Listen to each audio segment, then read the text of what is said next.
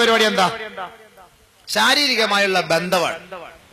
ഒരു ഭർത്താവ് ഭാര്യയെ ബന്ധപ്പെടുമ്പോൾ പിശാചിന്റെ ഷർറിൽ നിന്ന് അള്ളാഹുവിനോട് അവൻ കാവൽ ചോദിച്ചു കൊള്ളട്ടെ. ആദ്യ രാത്രിയൊക്കെ ഭാര്യയുമായി ബന്ധപ്പെടുമ്പോൾ പെണ്ണ് പറയും, ഇപ്പൊ വേണ്ട ഇപ്പൊ വേണ്ട എന്ന് പറഞ്ഞാൽ ഇപ്പൊ മക്കളെ വേണ്ട എന്നർത്ഥം. നിങ്ങളങ്ങ് ഗൾഫിൽ പോകും, ഞാനിതും തള്ളി പിടിച്ചോണ്ട് ഞാൻ നടക്കണ്ട ആശുപത്രി തോറും. അതുകൊണ്ട് നിങ്ങളൊക്കെ പോയിട്ട് ലീവ് എടുത്ത് ഒരു വർഷം ഇവിടെ ഒന്നില്ല, അപ്പൊ നമുക്ക് നോക്കാം. ഉടനെ മലക്ക് മുകളിൽ ഇരുന്ന് ആമീൻ, പടച്ചവനെ ഇവക്ക് ഈ അടുത്ത സമയത്തെങ്ങാണ് മക്കളെ കൊടുക്കല്ലേ അല്ലാ. അതാണ് ഈ കുട്ടികളില്ലാതെ ഇങ്ങനെ തേരാപ്പേരാ നടക്കുന്നത്.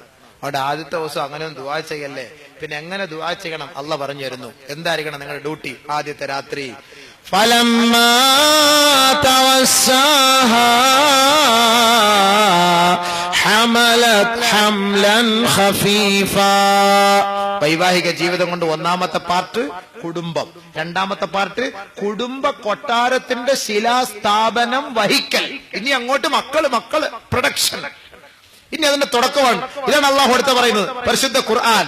ഫലമ്മാ തവസ്സാഹാ ഹമലത് ഹംലൻ ഖഫീഫാ. അവൻ അവളെ പൊതിയുമ്പോൾ, അള്ളാഹുവിന്റെ വാക്ക് പടച്ചാന പൊതിയ, കെട്ടിപ്പിടിക്കുക, ശാരീരികമായി ബന്ധപ്പെടുക. അങ്ങനെ ബന്ധപ്പെടുമ്പോൾ ഹമലത് ഹംലൻ ഖഫീഫാ, അവൾ ലഘുവായ ഗർഭം ധരിക്കുന്നു. അറിയില്ല, കുറച്ചൊക്കെ കഴിയണം അറിയണമെങ്കിൽ. അങ്ങോട്ടും ഇങ്ങോട്ടൊക്കെ നടക്കുമ്പോ എന്തെങ്കിലുമൊക്കെ ഇവൾക്ക് ഇഷ്ടം തോന്നും, അച്ചാർ ഇഷ്ടം തോന്നും, മാങ്ങ ഇഷ്ടം തോന്നും, പുളിച്ചിക്ക ഇഷ്ടം തോന്നും. അപ്പൊ മനസ്സിലായിക്കോളെ എന്തോ പ്രശ്നമുണ്ടെന്ന്. നേരെ ഒരു ഗൈനക്കോളജിയെ കൊണ്ടുപോയി അങ്ങോട്ട് കാണിക്കുക. അപ്പൊ അവർ ഇന്ന സാധനമൊക്കെ വാങ്ങിക്കാൻ പറയും. അതൊക്കെ വാങ്ങിച്ച് ഒരു തുള്ളി മൂത്രം ബിസ്മിയും പറഞ്ഞാൽ കുഴിക്കാത്തോടെടുത്ത് വെക്കുമ്പോ പോസിറ്റീവായിട്ട് കാണിക്കും. അപ്പോഴെന്തായി പറയും, ഓ നമ്മളെ ഉമ്മയായി, നീ വാപ്പയായി. ഓ ഉമ്മയും വാപ്പയായല്ലോ. പിന്നീട് എന്നവർക്ക് ഒരു ഉറപ്പ് വരിക, ഞാൻ ഗർഭിണിയായെന്ന്. അത് അള്ളാഹു അടുത്ത് പറയാണ്. ഫലമ്മാ അസ്ഖലത്, ഗർഭിണിയായി എന്ന് ഉറപ്പായാൽ പിന്നീടാണ് ഇവരുടെ തീരുമാനവും പ്രാർത്ഥനയും എന്താണ്?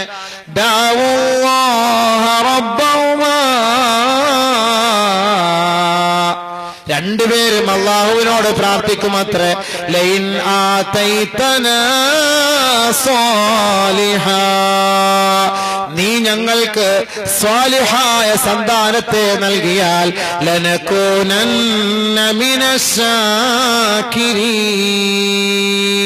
പടച്ചവനെ നിന്നോട് ഞങ്ങൾ നന്ദിയുള്ളവരും കടപ്പാടുള്ളവരുമായിരിക്കും അല്ലാഹ്.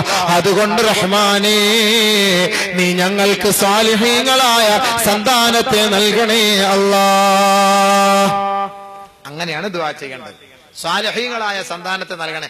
അല്ലാതെ അങ്ങോട്ട് പടച്ചവനെ നല്ല സ്വരമുള്ള കുട്ടിയെത്താ പട്ടുറുമാലിലേക്ക് ഞാൻ അങ്ങോട്ട് എന്റെ കുഞ്ഞിനെ ഞാൻ നേർന്നേക്കാം അല്ലാഹ്. പോയി അലസി പോകുന്നത്. കാരണം നിന്നെങ്കിലും നന്നാക്കാൻ വേണ്ടി കുഞ്ഞിനെ വഴികെടുത്താൻ അല്ലാഹ് ആഗ്രഹിക്കത്തില്ല. എത്ര ചങ്കൂറ്റത്തോടുകൂടിയാണ് തലയിൽ തട്ടവിട്ടന്റെ സഹോദരിമാരെ ആടിപ്പാടുന്നത് മുസ്ലിം പെണ്ണ്.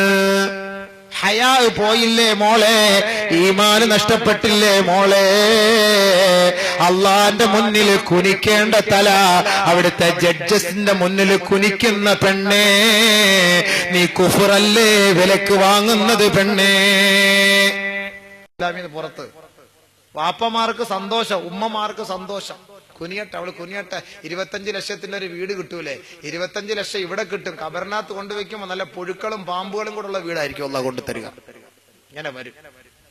അപ്പൊ ഈ ഒപ്പിട്ടവനും കാണൂല, ഈ വീടിന്റെ താക്കോൽ കൊടുത്തവനും കാണൂല, ഈ ഇങ്ങോട്ട് പാട്ടുപാടാൻ പ്രേരിപ്പിച്ചവളും കാണൂല, വാപ്പായും കാണൂല, ഉമ്മായും കാണൂല. അപ്പുറത്തൊന്നും കൊത്ത് ഇപ്പുറത്തൊന്നും കൊത്ത്, ചുറ്റല്, കണ്ണി കൊത്തല്, ശരീരത്തിൽ കൊത്തല്, പാമ്പ് വരല്, തേള് വരല്, പഴുതാര വരല്, നിലവിളിയോടെ നിലവിളി, യാ വൈലത്താ യാ ഹസ്രത്താ, ഒന്ന് എന്നെ അങ്ങോട്ട് തിരിച്ചുവിടണേ, ഞാൻ എന്തോളം ചെയ്തോളാം, അറിവില്ലാതെ ചെയ്തു പോയേ, ഇങ്ങനെ കൊണ്ടെന്ന് അറിയില്ലായിരുന്നു, ഇപ്പോഴാണ് മനസ്സിലായത്, അല്ലോ ഒന്ന് മടക്കി വിടണേ.